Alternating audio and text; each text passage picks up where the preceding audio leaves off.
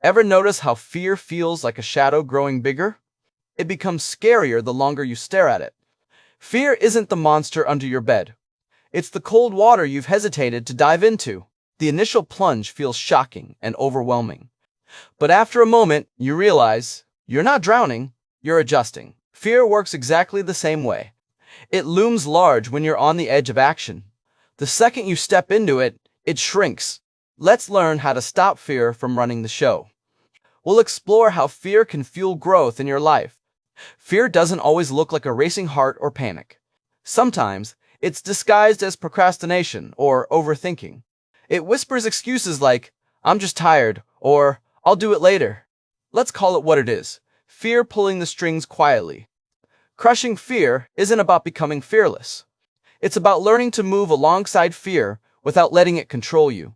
Let's dive into building a growth-oriented mindset right now. First, let's reframe the concept of fear itself. I once turned down a dream opportunity, pretending I wasn't ready. In reality, I was terrified of failing and looking clueless. Fear didn't show up waving flags. It felt like logic holding me back. Fear is not the problem. It's how we interpret fear that matters. Most people see fear as a stop sign to retreat from challenges. Successful people treat fear like a green light for growth. Fear signals that you're at the edge of your comfort zone. The moment you reframe fear, you stop retreating and start stretching. Fear feeds on the stories you tell yourself about your identity. If you think, "I'm terrible at public speaking," fear latches on. Flip the script. Say, "I'm learning to speak under pressure." Fear loses power when your identity shifts positively. Here's an action step. Craft a new identity statement. Say, "I'm the person who does scary things to grow." Write it down, repeat it, and live it daily. Until your identity changes, fear will always have control.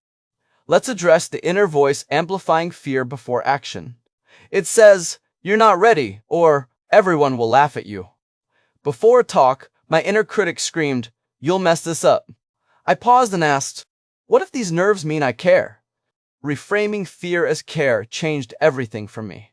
Here's a 3-step tool to quiet your inner critic. Step 1. Catch the fear-driven thought and label it. Say, that's just fear talking." Step 2. Reframe the thought. Is it fact or just fear being loud? Replace it with empowering thoughts, like, "I'll learn something valuable." Step 3. Replace the fear narrative with a stronger belief. Say, "I've done hard things before and can handle this too." The more you practice, the quieter that fear voice becomes. Soon, fear starts cheering you on instead of holding you back. Confidence isn't the absence of fear, it's facing it repeatedly. Confidence is like a muscle. The more reps, the stronger it gets. For 30 days, I did one thing daily that scared me. Small challenges like starting conversations or sharing vulnerable stories helped. Over time, fear felt familiar and manageable. Confidence comes from proving you can handle fear consistently. Your action step: do one small thing today that makes you nervous. Speak up in a meeting or post that vulnerable draft online. Say no to something you don't want to do.